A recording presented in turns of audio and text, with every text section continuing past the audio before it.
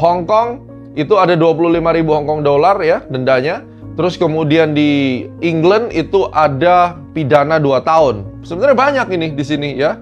Dan di Indonesia kita cuma administratif blacklist atau blokir AHU tanpa penalti finansial dan tanpa pidana. Oke. Kemudian mari kita lihat batas auto reject atas dan bawah.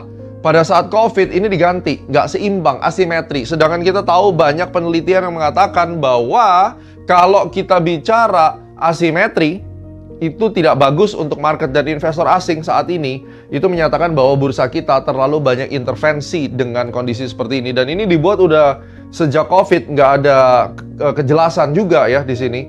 Nah, batas turun yang timpang itu adalah kalau turun tuh dibatasin 15%. Seakan-akan keren untuk melindungi market, tapi enggak. Karena kalau misalnya mereka mau jual barang di Indonesia dan mereka cuma dibatasin segitu, mereka marah. Ya udah gue check out aja kok, seakan-akan saya nggak bisa jual di sini ya.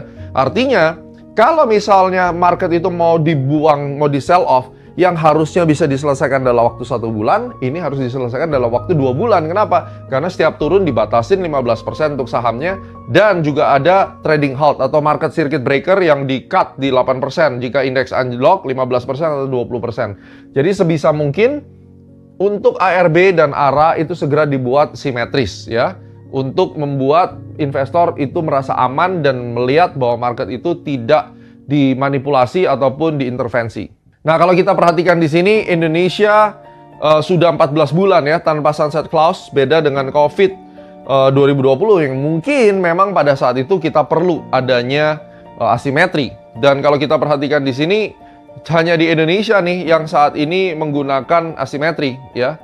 Yang lainnya semua sebenarnya sudah simetri. Dan kalau kita lihat di China itu 10% main boardnya. Kemudian kita lihat yang terdekat di Singapura itu per stok 10% ya circuit breakernya dengan deviasi 5 menit atau halt 5 menit ya.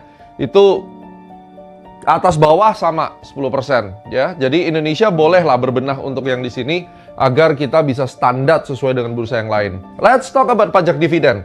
Sebisa mungkin 0% bebaskan pajak tanpa syarat bagi investor kecil, misalnya dividen sampai 100 juta atau mungkin 200 juta per tahun ya.